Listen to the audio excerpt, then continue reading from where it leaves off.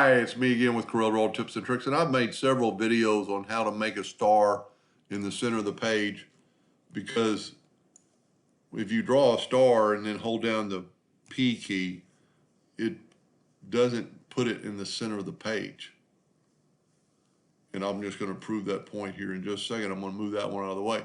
But if you'll take the star and hold down the control and the shift at the same time and get right on the center and then draw it out, now your star is in the center. If you look at the two and the difference between the two, if we nudge this back, that's how far it's off. And you can always prove the point by taking a 2-point line and go from that node to that node and see it crosses the indexing lines and kind of proves the point that it's in the center of the star. Anyway, just a short little tidbit. Hope that helped. Thank you for watching.